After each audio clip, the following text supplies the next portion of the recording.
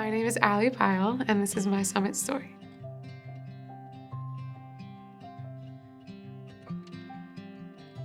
A little over a year ago, I was diagnosed with stage 3 thyroid cancer. When I heard that C word, I actually had complete peace. And God just put his hand on my heart and said, I've got you, and you're gonna get through this. So I believed him.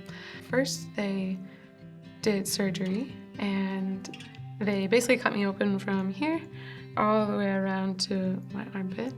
But when they opened me up, they found that it was actually inside both lungs. So I went from stage 3 to stage 4. This disease, unfortunately, brings about fear in the most real and powerful way I've ever experienced in my life. And before all of this, I'd like to think I was a pretty confident person. And after this experience, it's been the most trying, I would ever say. So, went through chemo. It was really difficult. I had a lot of extremely, extremely painful and horrible side effects. I literally became someone who, on a day-to-day basis, was just in chronic pain. And it got to the point, actually last month, that one of the tumors had grown. Well, it had all grown from inside both lungs to my spine, one of my kidneys, my liver, and my spleen. And one day I woke up and couldn't walk. Went to the ER to find out that the tumor inside my spine had grown so much that it actually fractured the bone. I stayed in the ER for about 6 days. Awful being in there, and I was on so many pain meds. I should have been feeling nothing, but I definitely was in excruciating pain. And there was just one moment where I literally felt like, even though the lights were on and it was daytime and everyone was around me, there was this darkness that set into the room and onto my heart, and it felt heavy, and it was overwhelming, and like just felt like I couldn't breathe. And in an instant, it was gone. And nothing had really changed. Like, my mom didn't notice it, or my doctors, and no one really knew that it was going on except for me. But I'll never forget my pastor's wife, Connie, amazing woman. But out of nowhere, she texted me and said, "Our church is fasting and praying for you." In that moment, it was so incredible. I texted her back and I was like, "You have no idea how much your prayers are literally just miraculously working in this moment, and thank you." So having a church body and friends and family and loved ones who have surrounded me has been so life-altering. The same week that I was in the ER, it was the middle of the night, and I wasn't able to sleep because the pain was so excruciating. I was shaking and sweating and crying, and there was absolutely nothing that would help. And thankfully, my mom was sleeping, because I hate when she has to experience that too. It's bad enough one of us is hurting. But it wasn't an audible sound. It was very clearly in my mind. Like, all the other noise in the room had disappeared, and I just heard God speak to me very clearly. "If you want, in this moment, I'll take you home, and you can have a new body, and I'll take away every ounce of this excruciating pain, and you'll be with me."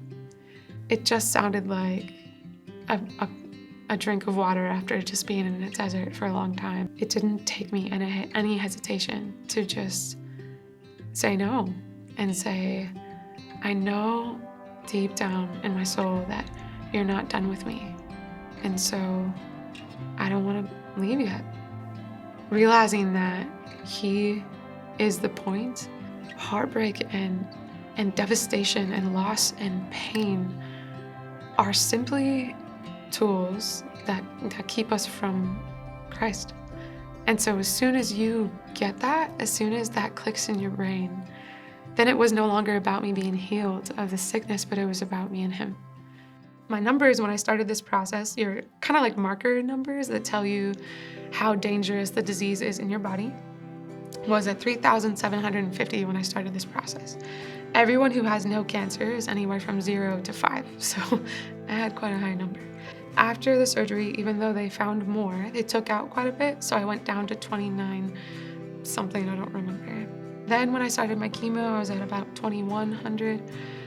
Then I got to go off the chemo because clearly it wasn't working when I broke my spine. And they had told me I was the candidate for a new trial drug. And I was not excited because I hate chemo, but I decided to change my attitude and try to accept what God was saying about just joy and faith and boldness and trusting Him.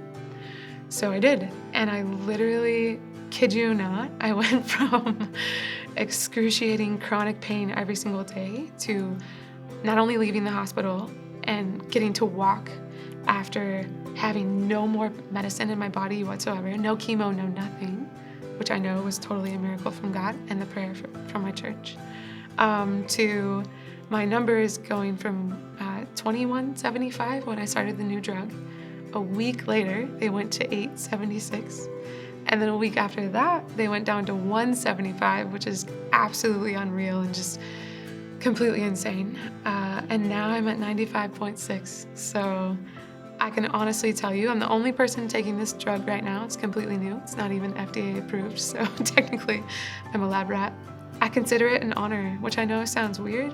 And it's the first time in my life I think I've ever known anyone to say, I'm really grateful that I got diagnosed with cancer, because God has done more things in me and through me and with me and around me than I could have ever asked for or imagined. I went from some of the darkest moments in my life, no hope, complete black and death and ugly, to now, even though this disease is still inside me and for all intents and purposes I should still be in the thick of it and fighting and wrestling and warring almost, I'm totally set free.